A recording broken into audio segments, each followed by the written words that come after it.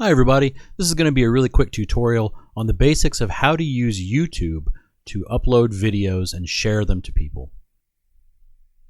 Okay, you can see I have now my Chrome desktop loaded here, and I have inserted a USB stick into my Chromebook, and on that USB stick are some video files that I'm going to actually use to upload to YouTube today. So when you stick a USB drive into your Chromebook, into the USB ports on the side, if you want to try to find where those are at, it's a little different from a Windows or a Mac machine if that's what you're used to. You can swipe up from the bottom and find Files, and that will open up what is kind of like your Finder or your My Desktop or My Computer for those of you who are used to those kinds of things. If you want to find it a different way, if you click the little circle icon in the corner, you have your search option, and it's already down there at the bottom, but if you just type in Files, you will get that little blue folder to show up. You can click that. It'll take you to the same place. Now, this automatically links a couple of different things. The My Files is what counts as the hard drive of the Chromebook, and it's very, very small. There's not a lot of space on these things. It also will link through to your Google Drive, which includes everything that you've ever done on Google Drive. And in this case, my USB flash drive is here. Now, I just shot a short little video on a separate camera, and I want to use that in a YouTube video. I want to upload that to YouTube. This is how you do it. All right, so I have found my little video file on the USB stick here. And the copy-paste process can be a little bit frustrating sometimes on a Chromebook. In this case, you select the file, go up to your three little dots, and hit copy. And I've already done this, so it wants me to paste it now. You would select copy, or you can just do Control-C, and then go to your destination. In this case, I'm going to drop this file into downloads, which I've already done. And you can then go to your little three dots and hit paste, or you can hit Control-V, and that will move the video file over. And you can see I've already moved this file over. So at this point, depending on what the video file is, you might be able to play it back, you might be able to do various things with it. But for our purposes, I'm going to show you how to upload this straight to YouTube. So if you go to your Chrome browser and find your address bar up here at the top, the white bar, you can type in youtube.com. And this is going to bring up your YouTube page. And yours is going to look different from mine. I've got all kinds of funny music stuff on here because that's what I do. But over here at the right-hand side, if you click on this small circle that has your Google School picture on it, you will find that you have your name, your email address at scsc.school, and then what looks like a bunch of funny-looking stuff.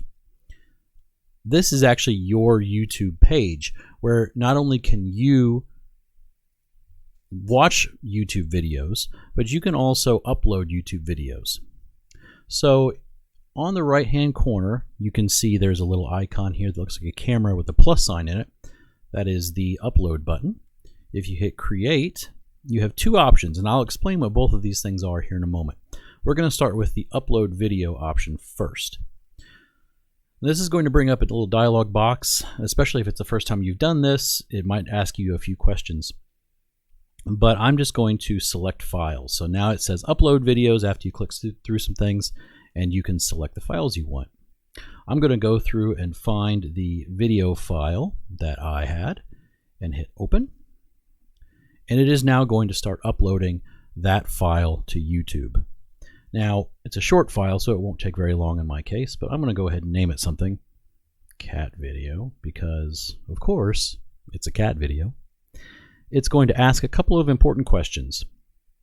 The audience. Is this video made for kids? There's been some new laws that came out last year that control the kind of content that is available to kids, and it really affects the ads that run before or after videos. For those of you who teach in the primary, elementary, and middle school, I strongly recommend that you hit yes, it's made for kids. For those of you who teach in the high school, you can kind of choose either way because of the age restrictions, but I would still suggest clicking the yes, it's made for kids. and that will bypass some of the age restriction things. If you want to play around exactly with the age restrictions, you can, but there's really not a reason to in a school environment. Now we can see the cat video has already uploaded. I'm going to click next, the blue button at the bottom here. And this is going to just go through a couple of simple things, stuff that you don't really need to do for simple kind of videos like this. Hit next again. And now you have the option to make your video either private, unlisted, or public. Now these three options have a lot of features. Private is what you set your video to if you and only the people that you want to watch the video can watch the video. And in order to do that, you would have to kind of like add permissions or add somebody sharing to that. Generally speaking, I don't ever use private. That's like if you want to upload a video basically just for you to watch and only you. For most people, that just doesn't apply. Unlisted, however, can be very useful. Unlisted means that only the people who get the direct link to the video will be able to access that video. And you can copy and paste the link and send it to people. You can also post that into things like Schoology and other online teaching programs. So if you're using the virtual classroom, you might be able to upload that there too. That link will only work for the person who has the link. Pretty self-explanatory.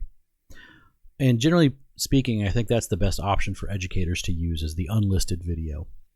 The bottom option is the public option, and that means that anybody who is able to see your YouTube channel will also be able to see that video. And that can work fine. If you want to have a very public channel and have a lot of content up there, then you could select public. I'm going to choose unlisted and then hit save. Now, you get a screen that has a whole bunch of stuff. It wants you to share this on every social media platform known to mankind, and it also gives you the video link. You can get back to all this stuff, and you don't actually need it. So for right now, I'm just going to X out of this. And you now will see that you have your video. Now, I'm uploading all kinds of stuff for the professional development things today, so I have a bunch of videos in here already. You will not have those videos, especially if it's the first one you've ever made. But as you add for things, you'll see more videos pop up here. And here's the one that I just uploaded, and it's the little cat video. So I'm going to select this one, and I can do some things now. I can edit that video, edit the description, edit the title, things like that. I can go back and do all of this stuff. If I wanted to change something, or if I wanted to add some links in the description, or if I wanted to change the title of the video, I could do that. Or I can change the sharing settings here. If I go to options, I can change the way that it's shared, or I can get a link to it again. I can download the video again, or I can delete it. All those sort of options. This little video button here is the view on YouTube. This actually opens up a separate window with a YouTube browser that will allow you to watch the very video that you just uploaded. In this case, it is a video of my cat. There it is, sitting on the couch. What a jerk. And this, you might notice there's a thing here that says video not approved for SCSC.school. This is a thing that confuses a lot of folks. If you do not hit this little approve button here, other students who are on the SCSC.school Gmail account, and therefore the YouTube account, will not be able to watch this video. It'll throw up an error message that says that this video is not approved for you to watch. To bypass that, all you actually have to do as the teacher or as a person who has uploaded this video is click approve. And once you do that, now this video will able to be viewed by anybody who's on the .SCSC schools Google account. So now we've got our cat video. You'll notice that the screen itself has changed. This now looks like a standard YouTube window, and it's different from this. That's because this is called the Studio view, YouTube Studio. This is where you are able to access and control the videos that you have uploaded and made. You can group them into playlists. So you saw that when I selected this cat video, it gave me the option to add it to a playlist. So you can create playlists for your students and then send those playlists out to them. You can delete things, you can change things, you can basically do anything you want with the videos that you've uploaded at this point. Now you might be asking, well, okay, do I need to upload YouTube videos? And the answer is probably no. There's not a lot of option, or there's not really a lot of reason why you would need to do this unless you're doing something really special. Say you are in charge of a club and you've taken a picture or a video of your students that you want to share with your students. YouTube is actually the best way to do that. It's not so useful for like the Loom videos that I've shown you how to make in a separate video. You don't need to use YouTube in order to upload a Loom video because Loom already has a sharing and embedding platform built into it. So you don't need to use YouTube for that kind of stuff. It's really if you are, like I said, in charge of a club, or maybe you have performances from a student group that you want to upload, or video like a banquet video. Those kinds of things are very appropriate for YouTube and are a great way for you to share that video with a huge audience. Again, just because it's on your SCSC.school account doesn't mean it can only be used by people with an SCSC school account. It's YouTube, so it is available for everybody who is on YouTube. You can send that link to literally anybody and they can see it. So if you wanted to make a banquet video and then share it to everyone, that is where you can go to do it. Now, before we leave all of this, I want to show one last thing, and this might be useful for a few people under certain circumstances. So I'm going to go back to my YouTube studio. By the way, if you ever need to get back to this, if you just go to youtube.com,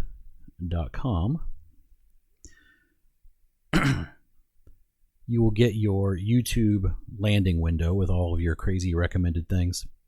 If you right-click on your name or on your little picture bubble here, you'll see that one of the options is YouTube Studio. If you click that, then you're back to your studio view again.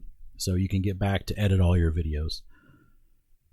So I'm going to go up here again to the Create option, and I'm going to, instead of hit Upload Video, I'm going to choose Go Live. Now I'm going to have a whole separate option and a whole separate tutorial video about what live streaming is and when a live stream might be more useful for you under certain educational situations.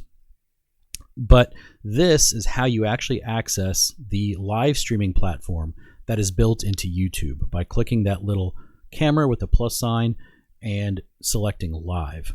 So the application for this would be, say you teach a class where you're going to be both virtual and physical. You're going to be teaching the class and you would like to live stream that class to your virtual students simultaneously. You could set up your Chromebook or another device and record yourself while you're teaching and stream that out to your virtual students and send them a link to the stream for them to be able to do it at the same time. Now that's fairly complicated and kind of advanced, and if you really want to get into that, I would be happy to help you personally with that because it's kind of complicated. And streaming is really wonderful and it can provide a lot of great educational opportunities, but it does require a lot of setup. You have to know that it's what you're going to do before you start doing it. But if you want to just get in there and play around, that is how you access the streaming capabilities of YouTube, and you can get in there and start playing around with it. I hope this tutorial has been helpful. Again, if you would like to have any more questions answered, or if you would like to get a hold of me to ask something, my name is Alex Smith. I'm in the school email under Alexander Smith, and I'll be happy to help. Good luck.